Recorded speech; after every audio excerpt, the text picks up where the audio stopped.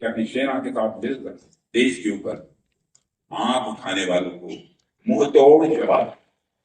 कभी हमारे आप कभी हमारे प्रधानमंत्री नरेंद्र मोदी जी को अच्छी तरह जानते हैं।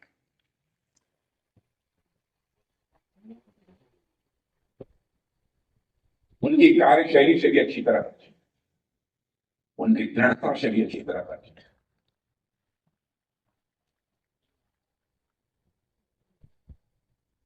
जोखिम उठाने का भाव किस तरीके से उन्होंने सीखा है अपनी जिंदगी में, उससे भी आप अच्छी तरह समझ। मैं आपको आश्वस्त करना चाहता हूं, मोदी के नेतृत्व में जैसा आप चाहते हैं वैसा होकर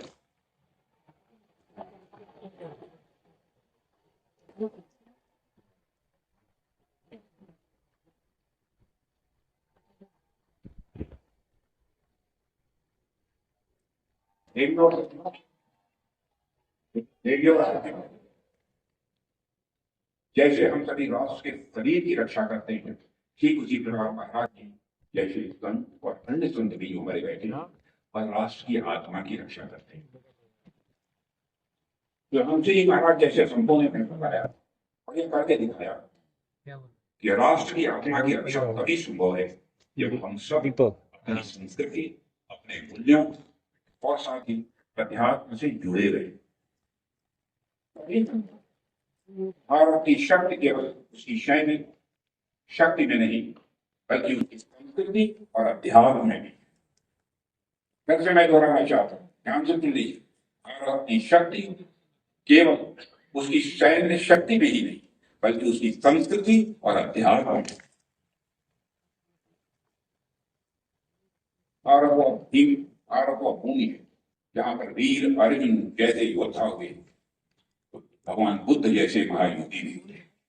भारत तो वह भूमि है जहां तलवार भी तपस्या से पवित्र होती है। भारत वह भूमि है जहां तलवार भी तपस्या से पवित्र होती है। भारत के इतिहास में ऐसी कथाएं बराबर आप लोगों ने सुनी होगी, जहां ऋषियों ने अपने तप से, अपने ज्ञान से हमारे योद्धाओं को प्रेरणा दी है, उनका आत्मबल बढ़ाया है, उन्हें निर्भीक बनाया है, देश के लिए कुछ कर गुजरने का उनके अंदर एक भाव, एक जज्बा पैदा किया है। देवियों और सज्जनों, भारतीय संस्कृति इतिहास में अनेक ऐसे ऋषि और महर्षि हुए जिन्होंने धर्म, संस्कृति और सत्य की रक्षा के लिए अपना सर्वस्व अर्पित कर दिया, यहां तक कि अपने प्राणों की आहुत कर दिया। आप सबने अनेक कथाएं सुनी होंगी, महर्षि दधीच का नाम सुना होगा। महर्षि दधीच ने इंद्र आदि देवताओं की रक्षा के लिए अपने अस्थियों का दान कर दिया। उन्हीं के हड्डियों से बने वैशाख से इंद्र राक्षसों को पराजित करने में वो सक्षम हो गए। इसी तरह अनेक ऐसे ऋषि और मनीषी हुए हैं जिन्होंने खुद को केवल तपस्या तक ही सीमित नहीं रखा, बल्कि संस्कृत के उद्धार में भी अपना बहुत बड़ा योगदान दिया है। इन ऋषियों का जीवन हमें सिखाता है कि संस्कृत केवल पुस्तकों या परंपराओं में नहीं बसती है, संस्कृत इस देश की आत्मा में बसती है। और जब तक हमारी संस्कृत में यह तत्व जीवित रहे देवियों सज्जनों, तब तक भारत अमर रहेगा, दुनिया की कोई ताकत नहीं। भारत के संतों,